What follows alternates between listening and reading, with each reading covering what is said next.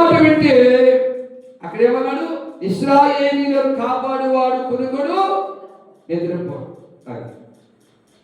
మరి నీవైనా నేనైనా దేవుడి మాటకు లోబడుతున్నామా? కులస్తుల మాటకు లోబడుతున్నామా? దేవుడి మాటకు లోబడుతున్నామా? బంధువుల మాటకు లోబడుతున్నామా? దేవుడి మాటకు లోబడుతున్నామా? తోబుట్టువులు స్నేహితుల మాటకు లోబడుతున్నామా? దేవుడి మాటకు లోబడుతున్నామా? రాజకీయ నాయకుల మాటకు లోబడుతున్నామా? చాలా మంది దేవుడి మీద నెప వేసేవాళ్ళు ఉంటారు. దేవుడు అలా కాపాడలేదండి. మనం దేవుడి మాట విన్నావా? రాజకీయ నాయకుల మాట విన్నా. దేవుడు రక్షించలేదండి. మనం దేవుడి మాట ప్రకారం చేసావా? నీ కులస్తులు చెప్పినట్టు చేస్తావు, నీ బంధువులు చెప్పినట్టు చేస్తావు. మన దేవుడి మీదే నమ్మకం వస్తున్నావు. దేవుడి మాట తప్పడండి.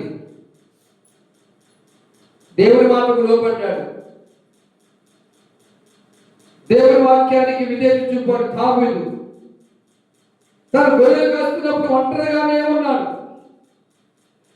ఆ గొర్రె మందలోనికి సింహం వచ్చింది. గొర్రె పిల్లను నోటితో పట్టుకుని వెళ్ళిపోతుంది. మరి ఆ సింహాన్ని ఎదుర్కొన్నాడు దావీదు. ఆ సింహం దావీదు చంపగలిగిందా? దావీదు దేవునికి లోబడ్డాడు. దావీదు దేవునికి భయపడ్డాడు. దావీదు దేవుడు చెప్పిన చేశాడు కనుకనే పిరికి వాడి వల్ల ఉండక ధైర్యంగా వెళ్ళి దేవుడు నాకు అప్పగించిన గొర్రెలను కాపాడాలి. ఒక గొర్రె సత్యం తెచ్చింది, నా ప్రాణాన్ని కాపాడుకుంటాను అన్నాడా? అనుకోలేదు. గొర్రె పిల్లలను రక్షించాలి, గొర్రె పిల్లలను కాపాడాలి, నా ప్రాణం పోయినా పర్వాలేదు.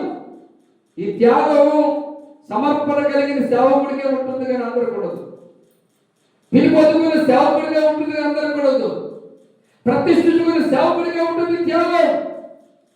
కులాలతో పాస్టరు, వంశాలతో పాస్టరు, ఏమండి ఇలాగైపోతున్నారు చాలా మంది. దేవుడు పంపించిన సేవకులు పక్కన పెట్టేసి వాళ్ళు అనుకూలమైన సేవకులను పోగు చేసుకుని వాళ్ళు అంటున్నారు. అందుకే చాలా కష్టాలకు నష్టాలకు గురవుతున్నారు. దావీదు దేవుడు ఇచ్చిన శక్తిని బట్టి, దేవుడు ఇచ్చిన కృపను బట్టి సింహాన్ని ఎదుర్కొని సింహంలో ఉన్న గొర్రె పిల్లను విడిపించి సింహాన్ని చీల్చి వేశాడు. దేవుడి స్తోత్రం. ఈ శక్తి ఎక్కడిది? ఈ బలం ఎక్కడిది? దేవుడు ఇచ్చాడు. ఎందుకు ఇచ్చాడు దేవుడు? దేవుడి మాటకు లోపడ్డాడు దావీదు. దేవుడి మాటకు విధేయత చూపాడు దావీదు. దేవుడు ఎందుకు భయభక్తులు కలిగి ఉన్నాడు దావీదు. మరి నీ పరిస్థితి ఏమిటి? మన పరిస్థితి ఏమిటి? మనం ఎంత మటుకు దేవుడి మాటకు లోపడుతున్నాం? ఆ ప్రవక్త అయితే ముందు దేవుడి మాటకు లోపడ్డాడు, బాగానే ఉన్నాడు, క్షేమంగానే ఉన్నాడు. ఒక మోసపు ప్రవక్త వచ్చి అబద్ధపు మాటలు చెప్పాడు. కుయుక్తితో, దేంతోను? కుయుక్తితో, కుట్రతో. దానివల్ల దేవుడి మాటలు పక్కన పెట్టి నరకానికి వెళ్ళాడు. అక్కడ భోజనం చేసినట్టుంటే ప్రవచనం విడుదలైంది. వెళ్తున్న మార్గంలో సింహం చంపేసినట్లుగా కనపడుతుంది. కారణం అక్కడ దేవుడు ఎందుకు కాపాడలేదు?